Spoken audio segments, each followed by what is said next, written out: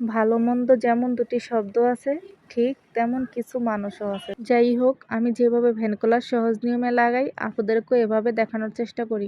কলারটি আমি প্রথমে বানিয়ে নিয়েছি, তো এখানে কোনো প্রকার কাঁচা অংশ নেই। আমার কিন্তু অনেকগুলো অলরেডি ভিডিও দেওয়া আছে এক্সট্রাভাবে, আপুরা অবশ্যই দেখবা যারা ভ্যান কলার তৈরি করতে পারো না। আর পিছনে পাটে কোনো প্রকার কাটিং হবে না, পিছনে আমরা 1 ইঞ্চি বেশি নিব। এই 1 ইঞ্চি কাপড় আমরা মুড়িয়ে দেব।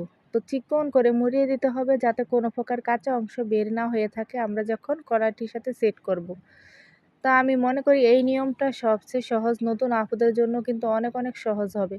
শুধু আমরা চাপ সেলাই দিয়ে বসিয়ে দিব, তাহলেই কিন্তু অ্যাকুরেট হয়ে যাবে বা ফিনিশিংভাবে কলারটি লেগে থাকবে। আমার কাছে এই নিয়মটা সবচেয়ে সহজ মনে হয়। তো কিছু কিছু আইডি থেকে এসে কমেন্ট করবে, আপু এই নিয়মটা ভুল হয়েছে বা কলার লাগানো হয়নি। তো আমার যদি নিয়মটা যদি ভুল হইতো বা লাগানোর ফিনিশিং নাই হইতো, তাহলে এত কাস্টমারের কাজ আমি কিভাবে করতাম? আপুরাই বলবেন। তো ভিডিওটি আপনারা বুঝতে পারছেন কিনা অবশ্যই কমেন্টে জানাবেন। এছাড়া এখানে সম্পূর্ণ ভিডিওটা আমি ভালোভাবে তৈরি করতে পারি না, দুঃখিত। এখানে ভিডিওটা একটু ঘোলাটে দেখা যাচ্ছে। তো আমরা যখন চাপ সেলাই বসিয়ে দিয়ে কলারটি লাগাবো, তো পাশাপাশি আমাদেরকে আরেকটা সেলাই বসিয়ে দিতে হবে। আর ভিতরে কোনো প্রকার কাঁচা অংশ থাকবে না, একেবারে পাকাভাবে কিন্তু আমরা কলারটি লাগিয়ে নিয়েছি। তো এখানে আমাদেরকে ভাঁজ দিতে হবে কলারটি, তাহলে আমাদের গলার শেপটা চলে আসবে। তো আপনারা লাইক, কমেন্ট, শেয়ার করে রাখবেন পরবর্তীতে দেখার জন্য।